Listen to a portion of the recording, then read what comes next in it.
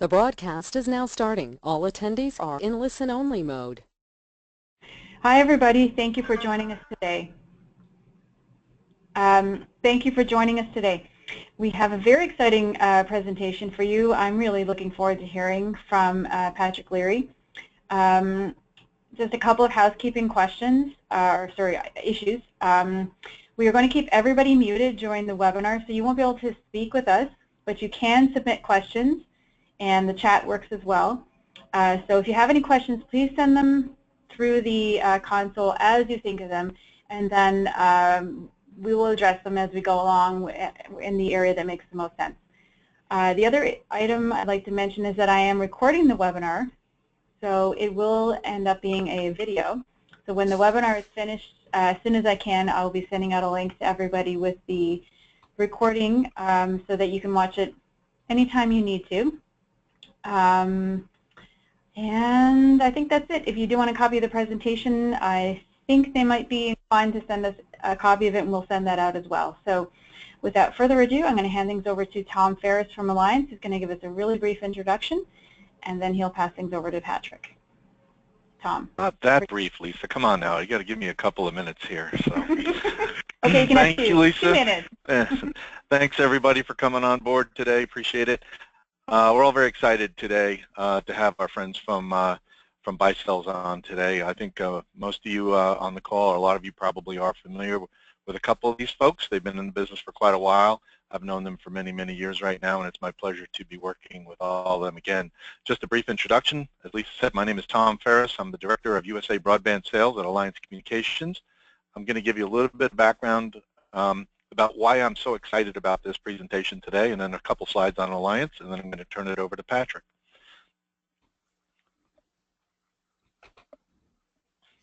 So what's exciting about today's presentation? I mean, we've all been hearing about LTE now for years, right? But it never kind of filtered down to our level. You know, the big guys were always out there talking LTE, and they were buying direct from all of the big major manufacturers out there, and we heard this LTE thing was going to just about take over the world.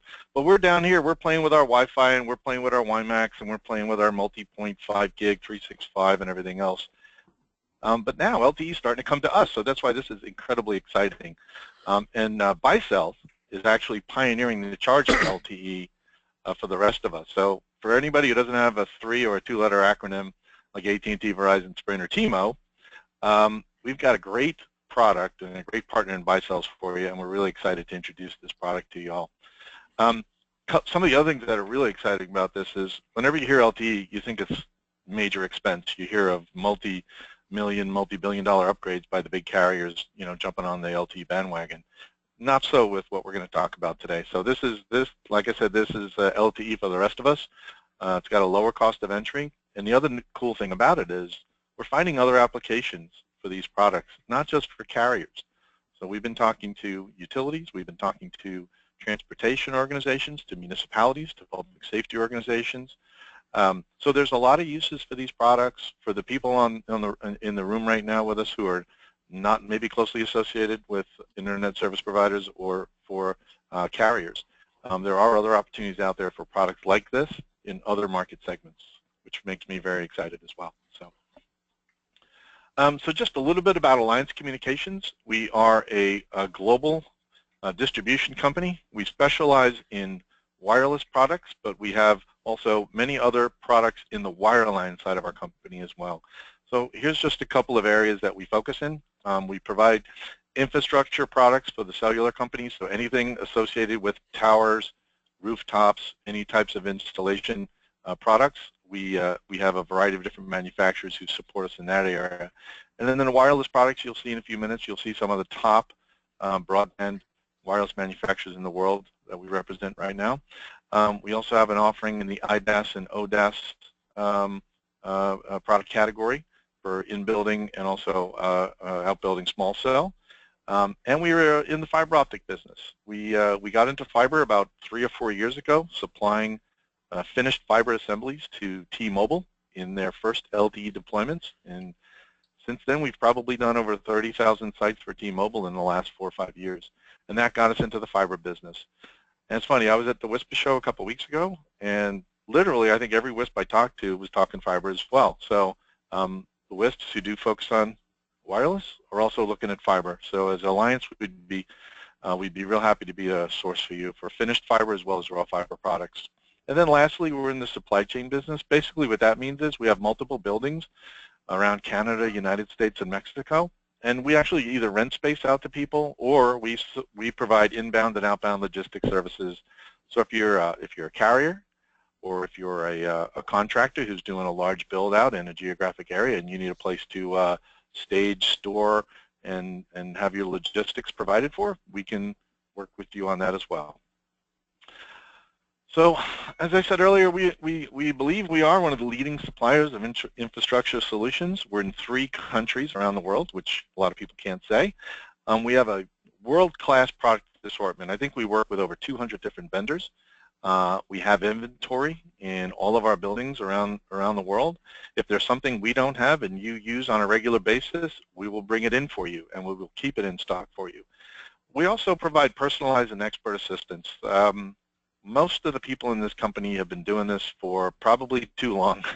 15 plus years is pretty much the experience level for most of the salespeople who report to me here in the United States, and also for the folks up in Canada and the folks in Mexico. We've all been doing this a long time.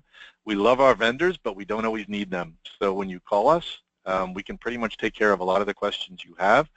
We can assist you with design and also product recommendations. As you'll see in a little while, we have a bit of overlap in our products. So we'll have several microwave manufacturers, several multi-point manufacturers, etc. So we try to be the honest broker in the room, and we try to suggest to you the best technologies that we have found out there. We also do pre- and post-sales technical support, which includes product training for several of our vendors. We'll help you design point-to-point microwave links, and we'll also help you do multi-point design and modeling. And as I said earlier, we do have facilities throughout the Americas. On the technical services side, we do provide microwave path licensing in Canada and in the United States. And as I said earlier, we also will help design those networks. We'll do your path profiles. We'll do product pre-configuration before it leaves our building. So if you want us to do some basic firmware upgrading or key loading or whatnot before it gets out to your location, we can take care of that for you. We do kitting as well as racking and stacking. So we'll build out final product systems in our facilities. We also help with tower design. We represent a couple different tower manufacturers, and we will actually help design these towers for you. And as I said earlier, we do Tier 1 and Tier 2 technical support for customers, and we provide RMA support for many of our manufacturers. And so I just wanted to put up a couple of logos here. So on the broadband side of the business, which is where my team focuses and where Baicells falls into place, you'll see we have a variety of you know, I wouldn't call these household names, but if you're in the business, you probably recognize a lot of these people. So these products comprise a variety of different segments, including point-to-point, point-to-multipoint, licensed and unlicensed, mesh products, AC, DC, UPS products. We also have, as I said earlier, several lines of steel and tower products, and just about any type of cable you can think of, whether it be coax, cat cable, or fiber optic and finished assemblies, we can provide for you as well. Just before I turn it over, as Lisa said earlier, we tape all of our webinars, and they are up on our YouTube channel. Lisa will probably send these links out to everybody after the show today. We do also have a Facebook page, and we're on LinkedIn, and Lisa's always tweeting up there. If you wanna hit us on these social media sites, and you know, you be woken up in the middle of the night by your tweets, we'd be happy to have you on board. All right. And with that, I would like to turn the rest of our show over to the folks from Baicells. We have Pat Leary, Rick Harnish, and I believe Boone Senecam is also in the background there as well. We are all unmuted. You might hear us chiming in from time to time, but Pat's going to lead the charge on the rest of the show. As Lisa said, if there's any questions, please put them on the chat, and we'll address them as they pop up. And with that, Pat, I'll turn it over to you. Thanks. Thank you very much, Tom, and also thank you, Lisa, and thank you to you who are on the call. We really appreciate it. Looks like really good representation here, something over 50. My name is Patrick Leary. I am the president of Baicells Technologies North America, Inc. We are the North American subsidiary of the parent corporation, which is Baicells Technology Company Limited, headquartered out of China. On the call also, I've got a couple of our staff to include Rick Harnish, who is our Director of WISP Markets. I have Boone Senecom, who's our VP for Channels, and Savannah Lancaster is our Marketing Administrator, and she's here. So I won't be able to see your questions, but Rick will. And so he'll be able to blindside me at any point and jump in and answer a question as it comes in if need be, or we will make sure those that we don't get to immediately that we'll get to at some point in the call. So please do feel free to chime in. We'd like to have an open discussion. We kind of let it all hang out here. So here we go.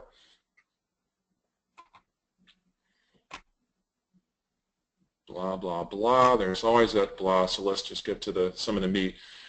I like to start by explaining kind of why, at least in my judgment, we're a credible voice on this topic, because you know, any of you guys that have been around this space for a long time, like Tom and I, which is great finally to be working again with Tom, who goes back into the early Proxim days when I was at BreezeCom, so he's an old crusty veteran like I am. But you know, you find that there are a lot of consultants in this space. Frankly, I think most of those guys are garbage unless they've lived on this side of the ball deep into the WISP space as we have, at least from my standpoint on the vendor representation. But when it comes to LTE, it's a pretty broad, kind of a broad arena, and there's a lot of carrier kind of specificity. And it's not an easy thing. The LTE stack is some couple thousand pages, and it's actually, I learned the hard way, it's pretty complex stuff. So I jumped over here for a number of different reasons, and one of the big reasons is this guy that you see on the screen in his rather pompous pose. But this is a guy named Mr. Sun Li-Xing, or as I mistakenly called him in the beginning, Lixin, which is why he laughed at me hysterically the first time I addressed him by his name, and I thought, gosh, he surely is a cheerful guy, but it's only because I was butchering his name, and he was trying to save my face, so to speak, by not calling me out on that. But in any event, he's an interesting guy. So he was one of what they called the 12 fellows at Huawei, and those are the top 12 people in the company. He's somewhat revered in the wireless space overseas, and actually throughout the world, but in particular in China, because he's the guy credited with building the in-country competency for wireless, where prior to him they were bringing in the experts from Nokia and Ericsson and other places. Well, he actually, while at Huawei, really built up the IPR there, and he's got a lot of people that follow him. But you know, that's like a $60 billion company or something, and as he would probably say, if he could clearly articulate it, is you can't turn a battleship in a bathtub.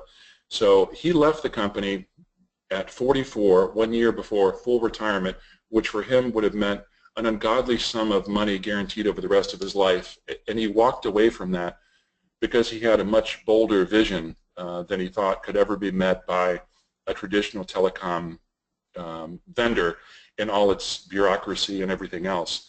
So he's of the mindset that he thinks LTE will be the vehicle that will essentially kind of democratize the telecom industry and really enable IT to once and for all finally eat telecom.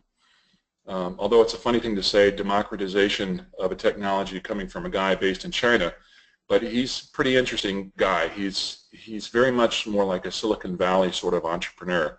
And though we have over 200 people that work out of the office where he's based, he sits here in a cubicle like everyone else, and he's incredibly open and incredibly informal.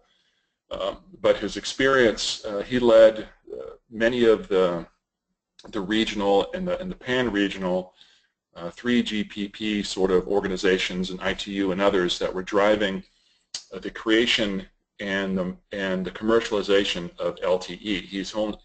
He actually holds a bunch of patents under his own name, and he really is a leading expert in LTE and frankly kind of one of its inventors. So he developed this pretty impeccable reputation among the scientific side of the community, or at least the engineering side. So he's got all these interesting relationships at the top layers in Google and Qualcomm and Intel and Facebook, and we're doing some really pioneering and crazy projects in LTE. So we like to think of ourselves as really cutting-edge innovators in LTE, far beyond the traditional LTE that we all carry around in our pockets.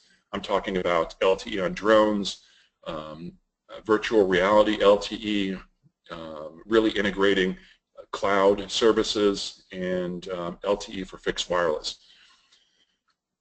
And with him, because of his kind of reputation, so many people have left their companies over there, whether the Chinese entities of Ericsson and Huawei and others, and have followed him over. So we discovered, when I went over there for the first time back in April of this year, that a lot of the top people over there in their various sub-disciplines in RF, whether that's antenna or whether that's software as a service or hardware or whatever it is, have moved over and joined this company. So we've got a really interesting set of people over there, all led by this rather extraordinary visionary. But in addition to him, one of his big gaps, obviously, he doesn't understand this space. And we like to think, or at least I like to think, that I've got somewhat of a handle on it, at least from the vendor perspective. As Tom and I said, discussing before we went live here, we've both been around this space an awful long time. We know where the bones are buried for the most part, and we're almost kind of historians for the space. And we are committed to it. For me, this is much more than a job or a career. This is, pretty damn near a vocation. In fact, it probably is. And it's the only job, really, that I've ever wanted to do with any kind of passion. And it's what I'll do until I can find some opportunity right away in the sunset. But that's only on the manufacturing side. One of the big gaps that I always experienced in various executive roles working for manufacturers was, even though I had a lot of firsthand experience, and I know tons of you guys and tons of people in the industry and have for a gazillion years, I was never an operator. So when I was picked to build and lead and charter this North American entity of this particular company, I decided that I was going to try to rectify some of what I thought were the mistakes, both in vendor culture, but also in vendor understanding of the space. So my first selection was to bring Rick Harnish, who, he's never been a salesman. He was a tomato farmer of over 200 acres, much like many WISPs. He was a farmer first. But then very much in the early days, and in the early days, I mean before there was really purpose-built wireless broadband gear, back when people were taking wireless LAN gear and mating it together with YDI amps and everything else and putting them in NEMA enclosures and putting them in, for God's sakes, old refrigerators and all kinds of crazy stuff, throwing in heaters. He was in there and he quietly built a WISP up to over 3,000 subscribers before he sold it.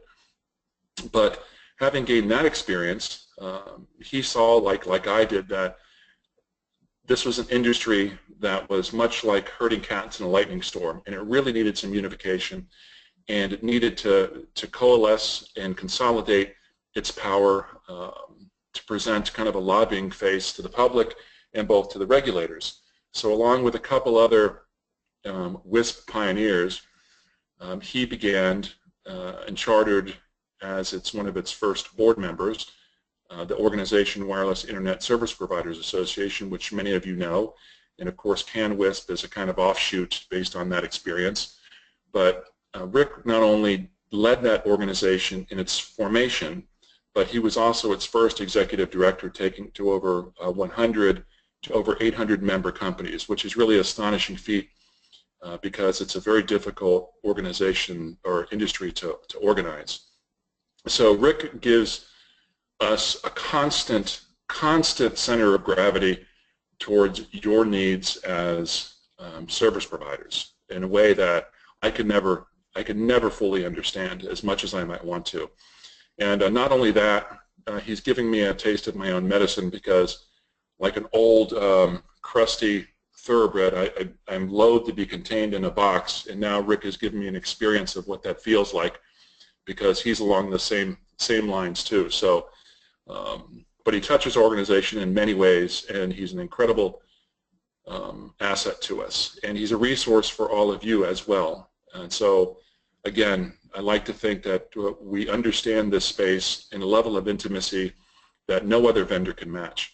In addition, we have, as our VP of Engineering in North America, another guy who ran as the engineering director of a Wi-Fi-based WISP. And so Jesse Rash, who is our VP of Engineering, he's based out of Madison, Wisconsin.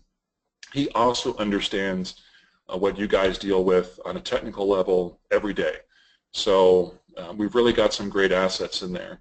And a vendor's organization and ecosystem is built up of even more than that, so we had to have someone that really understood the channel space. And so I pilfered from Double Radius Boone Seneca, who is arguably one of the most trusted and respected channel guys in the business. And I love Boone for the fact that he always puts customers first.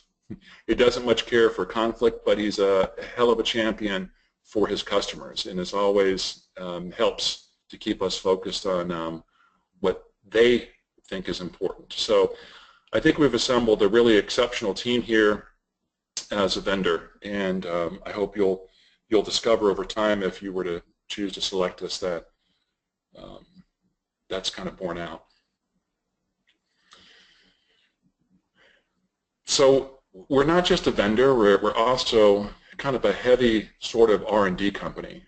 Indeed, one of our challenges here in North America, since we're really responsible leading the revenue production for the bulk of the company, at least in these early stages, these guys are involved in all kinds of other interesting sides of the space and sub-disciplines within RF.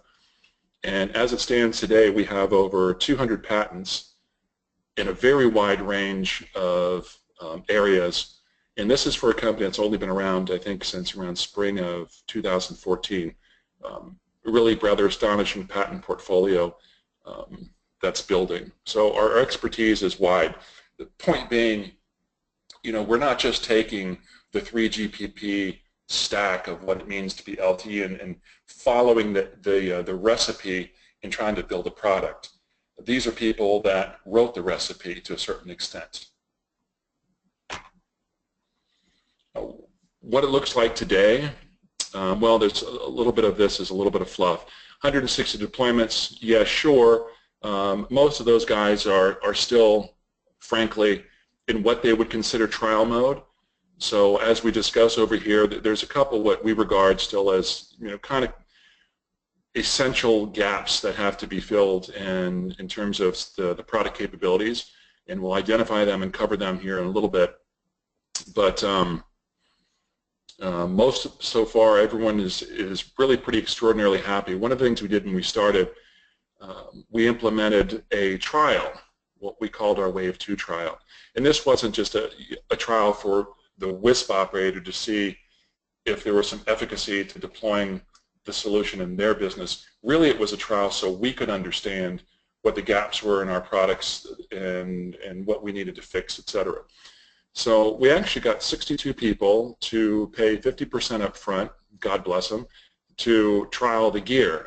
Most of that really didn't begin to happen until around the August timeframe, for the most part, and when they had really the complete set of their trial gear. What's interesting, in my previous company, we did a trial as well. This one I tried to control much more based on my previous experience. And one of the expectations I had, that, you know, I wanted to do a smaller number of trial customers. Previously, we'd done about 130. In this company, I said, okay, let's keep it to about 50. We ended up at 62. But one of the reasons I wanted to control that is we're a relatively small group here in North America, or not relatively, we are. We're about 9 members. And I simply didn't have the resources to be shipping an engineer hither and yon to every trial operator as was needed in my previous experience. What we discovered here, and over the course of these 62 trial operators, we never had to send a single engineer to a single site, which is truly astonishing. Now, Rick did do a roadshow where he drove around and visited people, but that was more really of a marketing kind of thing that we did on Facebook, and he made videos and stuff. But from a technical perspective, in terms of operating the equipment, the simplicity is there, that it's truly plug and play, short of having your SIM cards registered, which is really an extraordinary thing for LTE because there are a lot of things that you typically have to set up. So I was pretty much astonished that we actually didn't have to send an engineer around. In fact, we brought a guy in from China, and I thought the idea would be that we'd ship him around to various customers and they'd help him. He'd help them get set up. Well, as it stood, he sat in Wisconsin the whole time and just worked with our technical people and helped people remotely. So that really, I think, puts a little bit of meat on the bone to the simplicity of the product.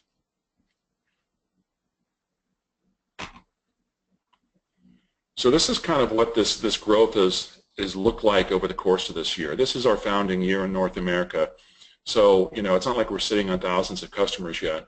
I think we've had a pretty exceptional first year, especially given that we haven't really been shipping product until September. And even then, as I mentioned before, there are still a couple gaps. But the growth has been very quick. I think the Alliance guys will be thrilled by the pace of sales. There's a lot of interest and a lot of excitement, and we'll kind of explain why. I think one of the other things that's kind of unique about us, and one of the other gaps that I think we've tried to fill in the vendor space, is we want to be really effusive in our communications to the marketplace. So, I use this analogy a lot, even internally. All of us have flown around on planes, and if you've ever pulled off from the gate and then you sat on the apron there and then you got stalled for weather or for whatever reason, but if the pilot doesn't tell you something every couple of minutes, you go nuts, or at least I go nuts. It gets to a certain point after about an hour where I want to kick the exit doors open.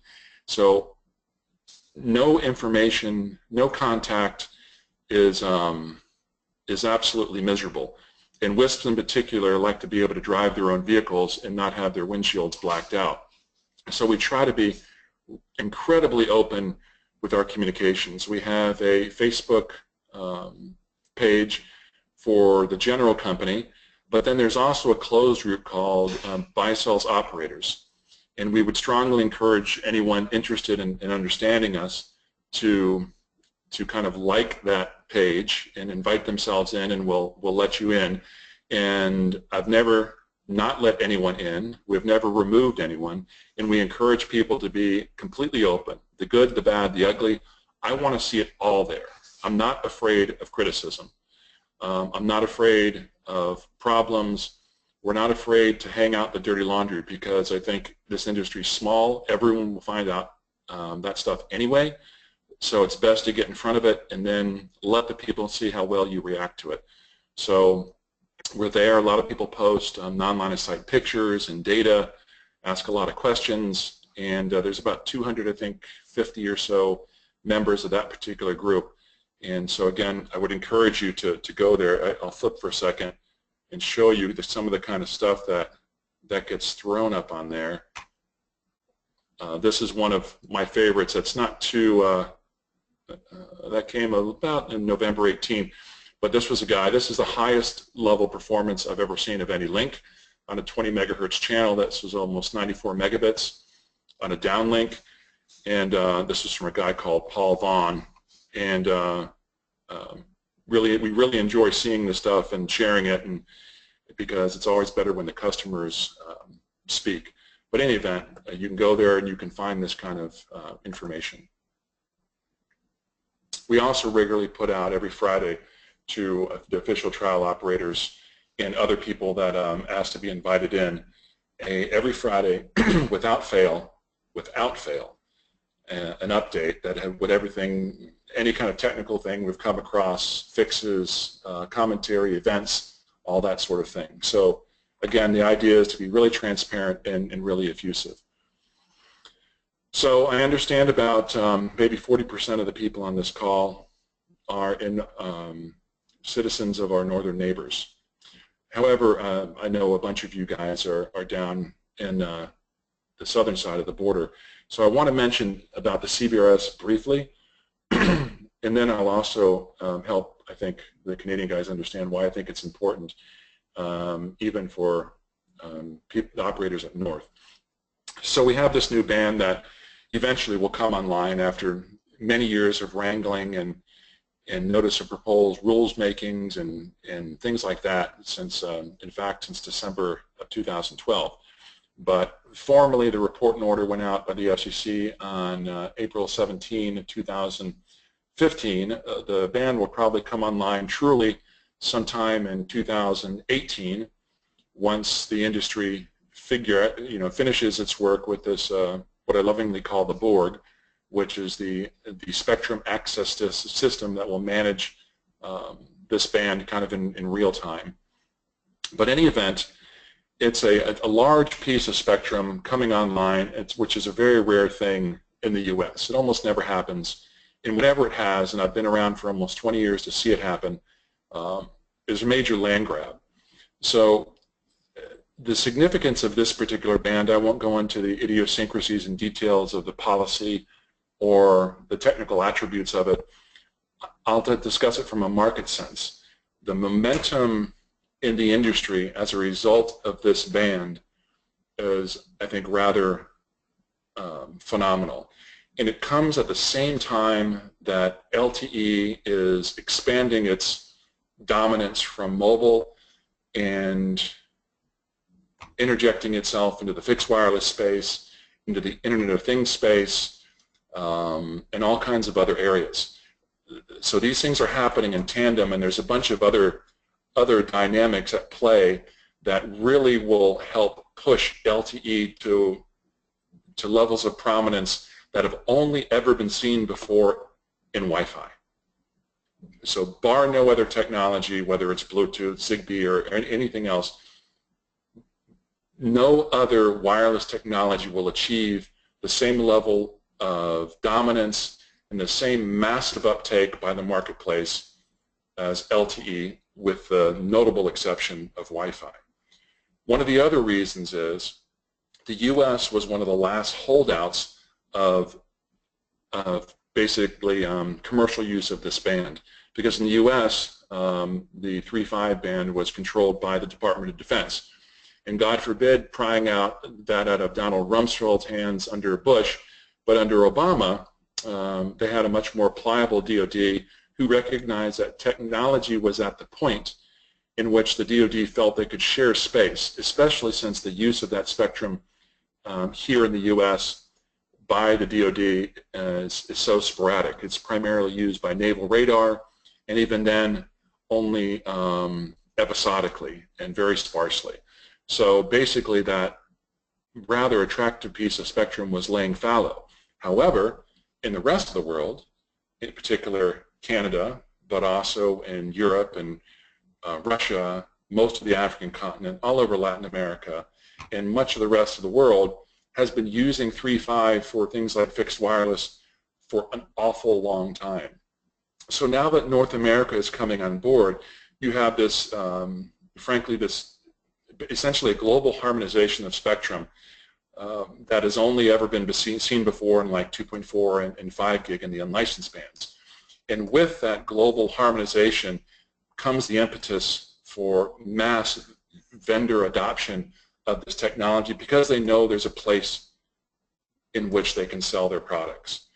So the combination of this, the combination that we're all using, carrying around LTE phones, even doing streaming on our phones, so that your traditional carriers, their precious billion-dollar spectrum is getting crushed by Netflix and other real-time applications, and and Snapchat and video and all this other kind of stuff.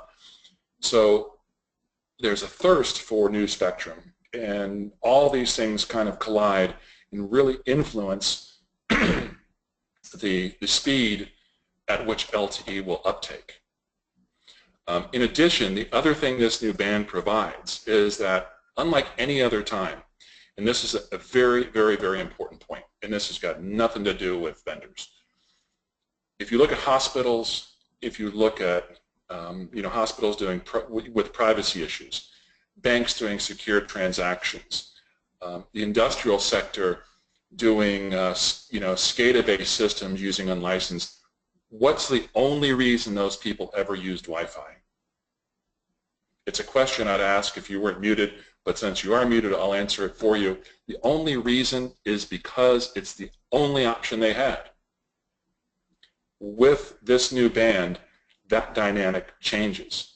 And now, all these other entities will have at their disposal a whole nother 100 plus megahertz of spectrum in which to do the same things that they were doing, trying to do Wi-Fi for, but without the need to bolt on all these additional high security things layered over top. LTE is inherently more secure the way it works, but also those same systems will be able to tie in to the mobile infrastructure if these people choose. So other than there being traditional operators, with this new band, it'll enable any sort of entity, whether it's someone like a Hydro One or a mining company up there in Alberta or whatever it is, they'll be able to build their own private LTE networks.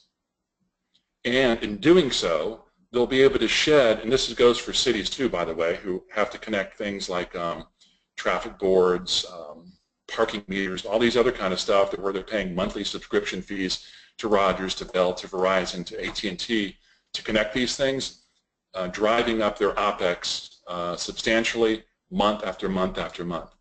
This gives them the ability to shed all those contracts and build their own private LTE networks. So all these things come together to collide and make it where LTE will be, I'm absolutely convinced, I stake my career on it, it will just explode. The LTE space will explode. But, great. So why should you care about it other than that? Well, there are some other reasons. If you have an exit strategy, and I would hope that anyone building a business has an exit strategy, if you're doing it using proprietary equipment, at some point to whom you sell, that's going to matter. Because if you're selling to a larger WISP consolidator or whatever it is, chances are some of those people, the only word they'll understand is, or acronym is LTE. They won't understand proprietary. They also don't want to be vendor locked and to be vulnerable to the limited R&D of any given single proprietary vendor.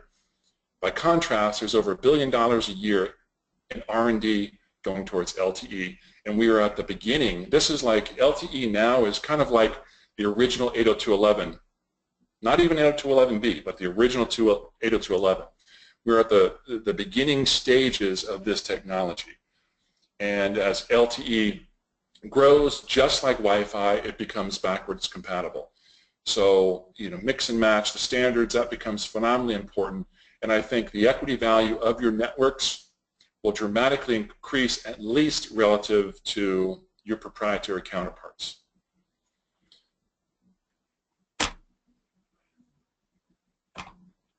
Additionally, let's throw all that aside. Let's say I could care less about LTE. I only need this one thing. I need non-line of sight. What's the one legacy hurdle that we've all experienced in this space? And this includes, so Lisa used to work, Lisa Travers here at Alliance used to work for WaveRider. So WaveRider many, many years ago was one of the first pioneering vendors in this space, but their entire portfolio was based off 900. Back in the day, when your internet use was only a few bits and bytes, 900 was great. Help you get through the trees, but the truth is, with a limited amount of spectrum there in the U.S., about 26 megahertz, there's only so much you could scale. And now, with the advent of the massive increases in usage per household, you know, 900 really isn't cutting the mustard anymore. Still goes through trees, nice, but you know, you've got other people using it for SCADA and these other things, and US LMS and other services, and it's kind of noisy. So not only is it noisy, so it doesn't provide the spectrum or the capacity you need. Well, LTE to the rescue to that extent. So why does LTE do better non-line of sight than the basic proprietary technologies or Wi-Fi? This is not a vendor thing. Doesn't matter if it's me or someone else. One of the only reasons, so there's a couple, but the main reason is the fact that LTE holds its modulation at much lower sensitivities relative to Wi-Fi and its proprietary counterparts. So if you're used to using your basic Wi-Fi technologies, chances are, and my apologies, my Weimaraner and Australian Shepherd in the back room are really unhappy with being locked in a room, so I may have to release them at some point. But if you're using Wi-Fi based technologies, my guess is you're probably not connecting many customers any worse than, say, a -70 threshold, RSSI threshold. Why? Because, you know, your signal quality isn't good enough to sustain the kind of link that you want. Well, in LTE, even under release 9, which is one of the early releases of LTE, LTE holds QAM64 up to -83.5. So that singular fact is one of the main reasons why LTE does better in non-line of sight, simply because it holds that modulation longer, because the capacity of your cell is not defined by the speed of your radio. It's defined by the average speed of the users that you have connected. And if you're going through any kind of foliage-related obstacle, your users are not in its top modulation, certainly in Wi-Fi, thereby greatly restricting your scalability or your total net availability of bandwidth for that sector, for that cell. In LTE, even in pretty thick tree coverage, this even includes, you know, the kind of pine barrens and flat tall trees, even up to a couple miles, provided you've got some responsible or some decent, you know, AGL of your equipment, you're going to see much better non-line of sight performance than you will see in any other kind of typical 3.5, at least under the basic power levels offered by the FCC and the IC. You know, not counting necessarily some of the higher power that you guys up north get. But even then, using that same technology, using LTE at that higher power, you'll get considerably further than you would with your Wi-Fi or proprietary counterparts. That really is kind of the singular point why WISP really care about this stuff. Eventually, when the market really takes off, you'll be really glad that you're using LTE, but right now you'll be really glad about it simply for the fact that that same tower lease that you're paying, whatever you're paying for, whether it connects one person in your cell or able to connect 100, is now all of a sudden able to access that much more, a much higher percentage of your available potential revenue per cell, because it can deal with tree obstacles. And this picture here, this is stuff that third party posted, people to our Facebook page, to the Baicells operator page, and we encourage people to post this kind of stuff. So gives you an example. So that link right there, that's through that tree to the subscriber side, and you know one of the toughest connections are those that have the trees really close in to the subscriber antenna. That's a 53 meg link. So that means that's probably in the lower part of the QAM64. So that's pretty impressive stuff. I think most of you guys know if you were doing that with typical Wi-Fi, that's a no-go. There's not a chance that you're going to reliably connect that. Now, could you connect with 900? Probably, but at a much lower throughput. So that's really the central point. And you know, if you want to understand what's your connectability, for lack of a better term, of this technology relative to what in your mind you understand, because all our non-line of sight is different. The non-line of sight in southern South Carolina is much different than the Sierras. It's much different than Banff. It's much different you know, up in Freddie Beach or something. So to help you understand, if you can connect something at 900, there is a, I'd say better than an 85% chance you could connect it with LTE at the same power level, but at maybe 10 to 15 times the throughput. So that's kind of, I think, a basic rule of thumb that you can work with that will allow you to understand the technology. At this point, I'd like to ask Rick. Rick, are there any related questions that we should address at this moment? And he's going to have to come off mute here, or I put him to sleep, which is entirely possible. Okay, that would be a no.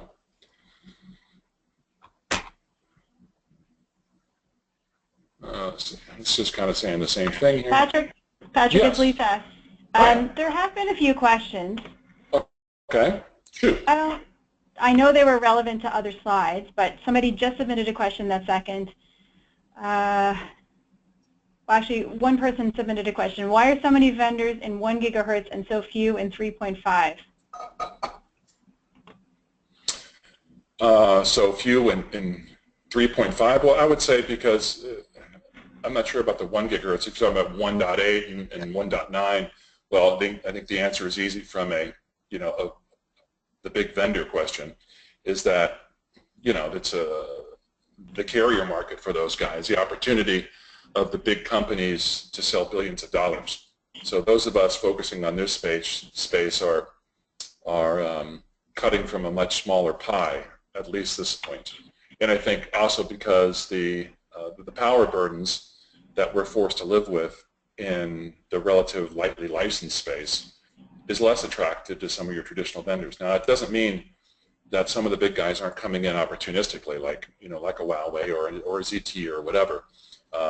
Sure as hell, I think those guys will be happy to sell or WISP their gear if they can do so opportunistically, but don't expect, I don't think, them to optimize their mobile equipment or their price structure, for that matter, to the needs of the WISP market.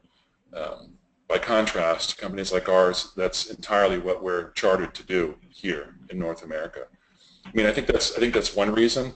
I also think that when 3.5 comes online more in the CBRS band, you'll see the number of vendors coming in much larger. I would also say, and guys like Tom would know this, that many, many years back there were a lot more vendors.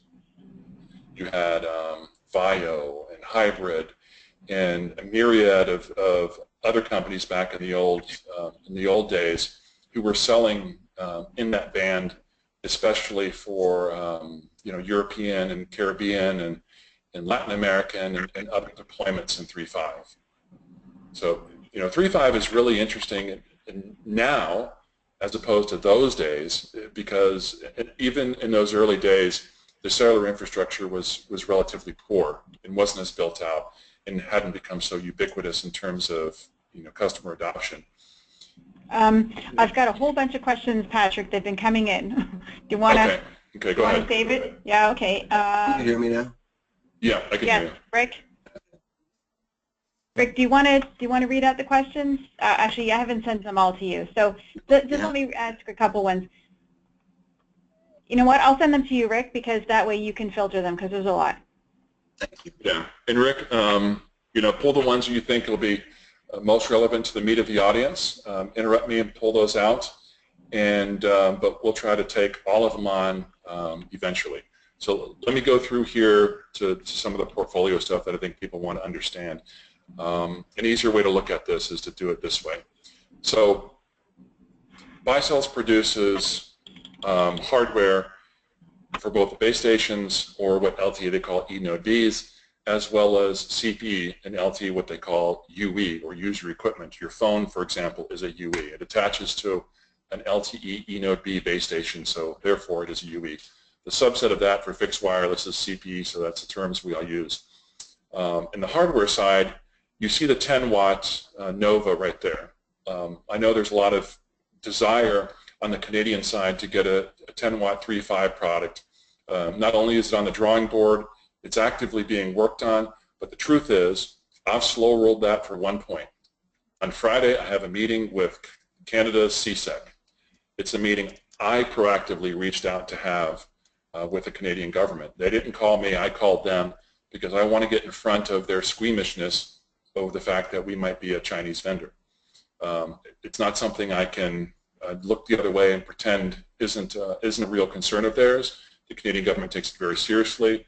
I don't need to belabor the point. Most of you probably know the history with Huawei and ZTE in Canada. So we're trying to get in front of that. And so we meet them in Madison, Wisconsin, actually Friday, and which we're going to try to address this.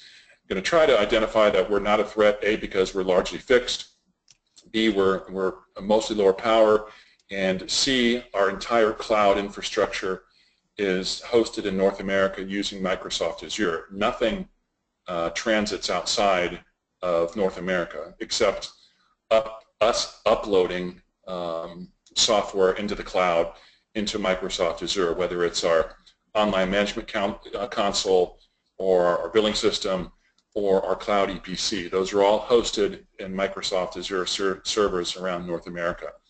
So, you know, we hope we can cross that that hurdle, and if we can successfully do that, I will greenlight and expedite to the extent that I can production of the high power 3.5.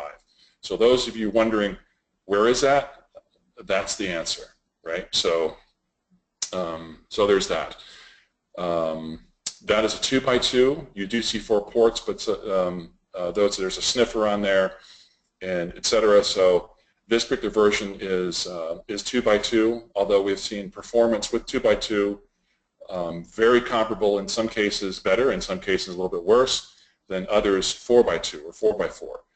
I think one of the reasons is we have a higher gain CPE. One of our CPEs has got a built-in 19.5 dBi panel, so and we overcome what might be some of the very modest benefits that you might accrue over 4x4. So then we have this, the 1 watt product, which is commercially shipping and has been for some time.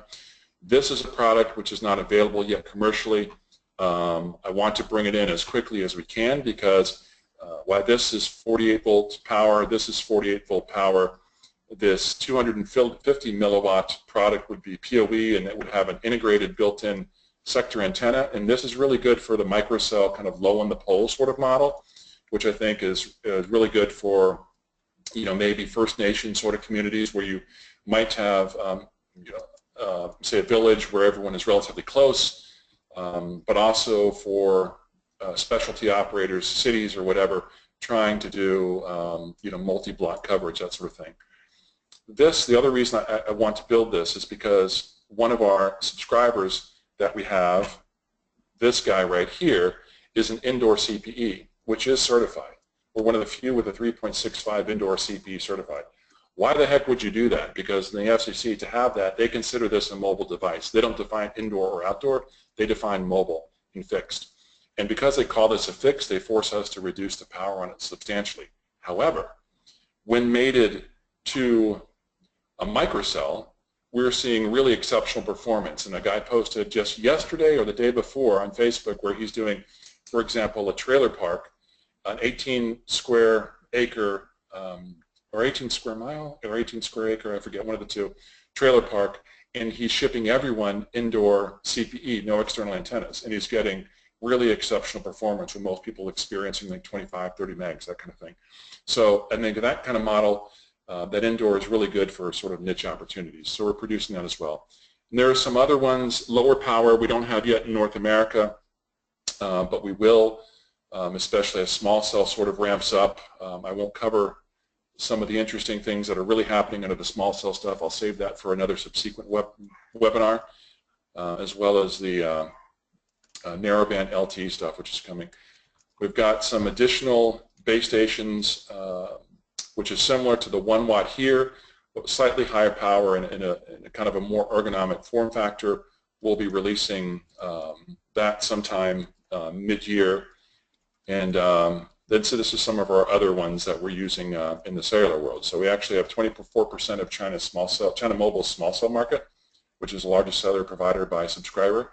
And this is the smallest in the world. This is the one Intel and both Qualcomm put under glass in their booths. This is the size of basically an iPhone, really tiny. So a lot of different choices in the base stations will be coming. Right now, these are really what we're limited to here in North America. And this one, there's a 2.5 variant that can be ordered now.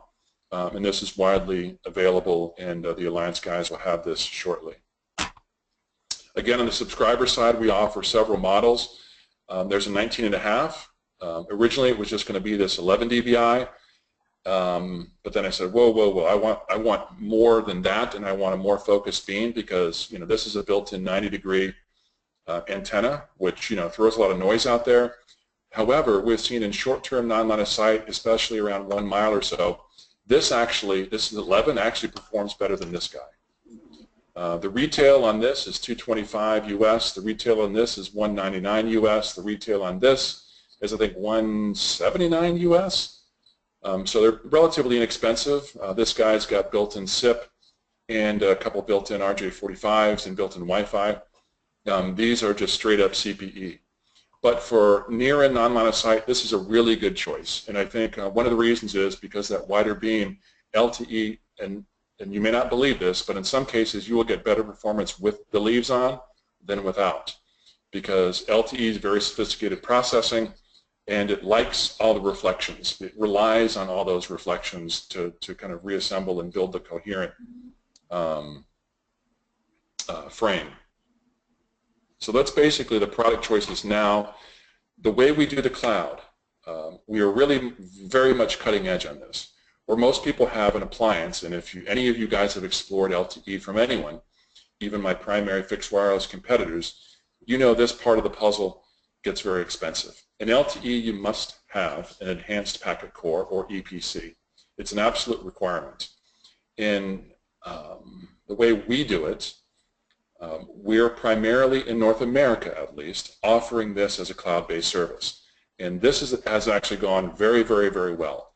Ultimately, there'll be a subscription model of $1 per month per subscriber, flat fee, based on the subscribers that our console sees connected, and that you'd be billed that. Short of that, there's no upfront cost for the management console. There's no upfront cost for EPC access. There's no ongoing licensing for that.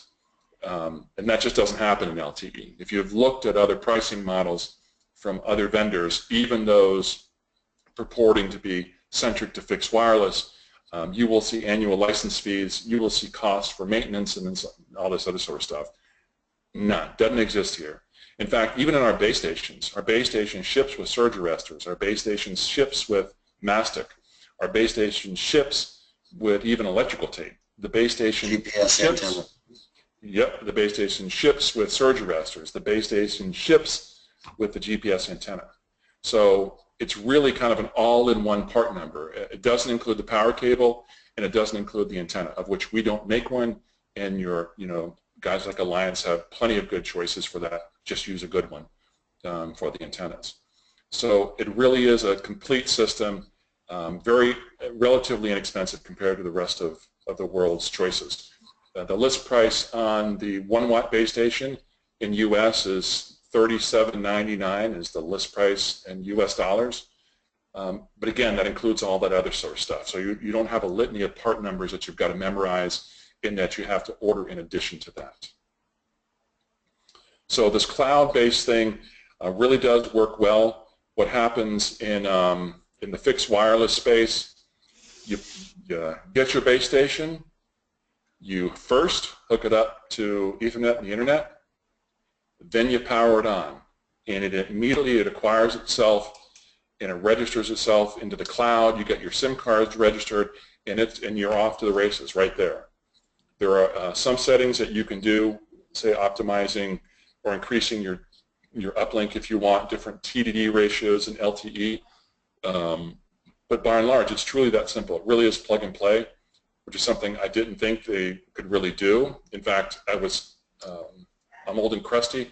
I was really jaded on that idea when our CEO said he wanted to make LTE as easy as Wi-Fi. It's one of his mottos. I'm like, yeah, that's great. That'd be nice. But the truth is, it's darn near close to that. And given my previous experience, I find that relatively shocking. But we even had trial customers who haven't even operated WISPs before, and they're able to use this gear. So it truly is pretty simple. Rick, anything you want to jump in? Yeah, we have a question that just came in. What traffic is included in the $1 per month fee? Is that all data traffic going through the EPC? I think I'll answer that. I free my dogs. So one of the things Baicells has done is we've separated what's called the control plane and the data plane. And only when the eNode B or the base station is powered up and registers with the cloud EPC, it builds an IPsec tunnel, and only the control traffic goes to the EPC. The data or internet traffic from your clients goes out the local gateway. It does not have to go to the EPC any longer. So the $1 a month per fee really doesn't matter what data is going, because it's very low traffic. You're talking about kilobits of information instead of a lot of internet traffic. So I hope that answers your question. What's the typical distance in kilometers for subs to the cell? Okay, this is a good one. Yeah, So for most of the testing that's been done, is that non-line of sight within 5 kilometers or 10 kilometers less? So let me take that. So we use the Intel chipset in our base station, which helps us keep the cost down. One of the limitations of that chipset was a 14-kilometer limit. Frankly, the longest I had seen was about 6.5 miles. So, which is, what is that? Something like, I don't know, whatever. But as I mentioned, we now have the source code to the entire chipset, and we have come up with a fix for the distance limitation. It involves a changing of 3 different parameters, and that's been successfully tested, so that barrier is over. In terms of the non-line of sight, I think I mentioned that relative to your expectation and experience with 900. That's the best way I can answer that, because everyone's non-line of sight is different. I would be somewhat cautious with that, as we've tested it up to about 9 miles, whatever that figures out in kilometers, probably 16 or 17. I don't think we've tested it farther than that yet. Lisa, we're really pushing time, so give me some guidance here. Well, we've lost a couple of people. I know people probably, might have a meeting to go to at 3 o'clock. That's kind of what we end up losing people. So I think we'll see. I think everyone seems to be pretty keen to stay, so I'd say keep going. Let me jump into this one then. I've got a couple. I can barely call them case studies, because these were formulated a couple months ago when the product was even newer. Now we have as many as 25 customers on one given base station now, but this was when one had 10 on, and all of them were non-line of sight customers, and they said the customers were experiencing about 60 megs per link. That was the customer experience with about 10 customers on.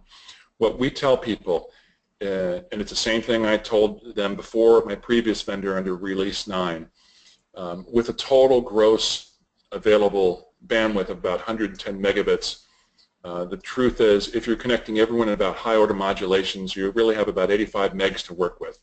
So given that, assuming you're connecting everyone in good modulations, you really should be able to expect to have maybe 25 guys on doing 40, 45 meg service, maybe 20 people doing 50 meg service, maybe 40 people doing 25 meg service, maybe 50 people doing 20 meg service. So that's kind of kind of a rule of thumb you can do. Now, given the cost of this base station relative to others, we are seeing people putting these out on the edge or using them to whole fill in their existing networks, which I'm thrilled, because you couldn't do that with a super expensive base station. You just can't make the numbers work. But people are telling us that they think they can make the model work even with as few as 15 customers on, so they are sticking these on the edge.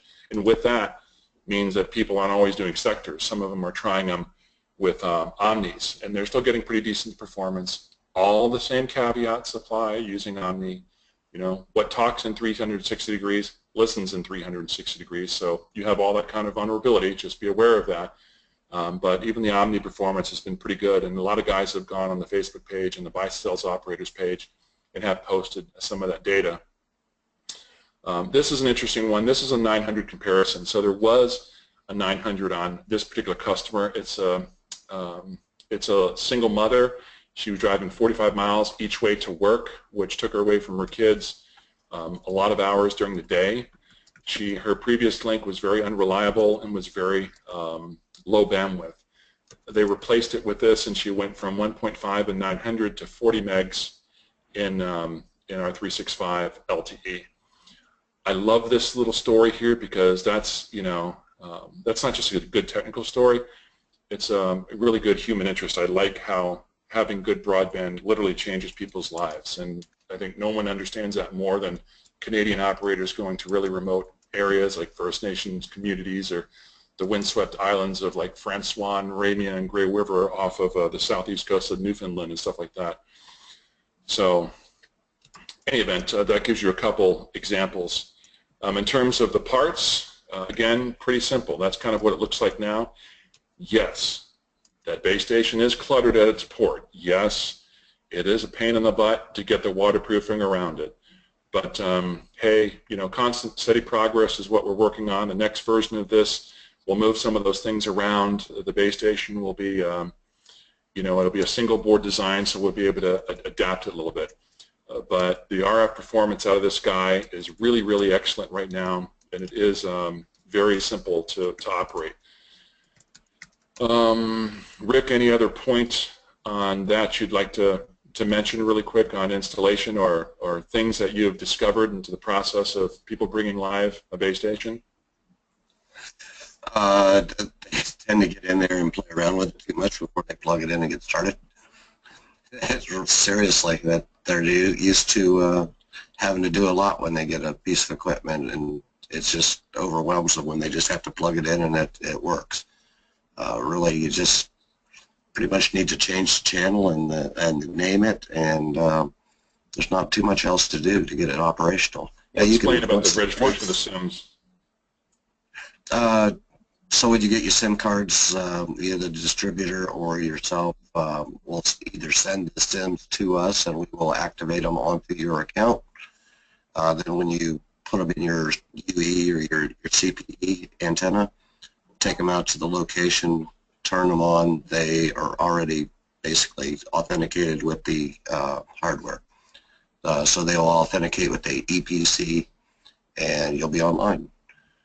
Very little configuration there, either a little bit on the CPE side, but not much. Another thing, there's a lot of thing you can do is you can also add the SIMs yourself in the what's called the OMC, the Operator Management Console, which is also a web interface in the cloud. So, Rick, let me mention some other thing too. There are a lot of Canadian operators that have some version of LTE already, so there's the question of interoperability. We are trying to be extraordinarily committed to standards, especially since we are playing in the small cell space, or at least will, and you really have to be. That said, I think everyone has their own idiosyncrasies, but we've done full IoT with a lot of the big guys because, as I mentioned, China Mobile has adopted our small cell product, so that forced us to go into their labs and do interoperability with a bunch of different kinds of base stations and subscribers. We did get some data today from an operator who achieved complete interoperability on a Baicells base station and a Telrad EPC, which is something we previously hadn't really seen in its fullness, as well as mix and matching of CPE. There are some configuration details. Again, we're open to working with anyone to figure out interoperability. We think it's in the market's interest, and it's certainly in the customer's interest. So as I've publicly registered my willingness before to work with anyone to achieve interoperability, I'll do it again here. So, I think it's what the market demands, and it's what it expects out of LTE, and it's what they have a right to expect when they're buying it. So, if you buy it from us and it isn't interoperability because of if there's some standard violation on our part, I'll take the gear back. I don't think you'll find it, and because we are truly standards-based stuff. On the general presentation, that's really kind of what I have. I'm sorry I'm a little light on the product side. This is my contact email. We're all available at firstname.lastname at Baicells.com. Now there are a bunch of other questions, so Rick, if you want to get get to those questions, let's go ahead and do it, or we'll follow Lisa's direction if you want to pose the questions. I can take a few. Yeah, go ahead, Lisa. Well, I'm thinking let's take the questions offline. There's been a lot of questions, but it is really, we've really gone over time. So you have the contact info, right, Rick? If not, I will be sending it out afterwards for the people who ask the questions. What I'm thinking is that we'll create a list of all the questions and your answers and send that out to everybody as well as a presentation, because everyone's asking for a copy of their PowerPoint. Yeah, I want every question answered. So we'll answer every single question, and then you can present that to your audience.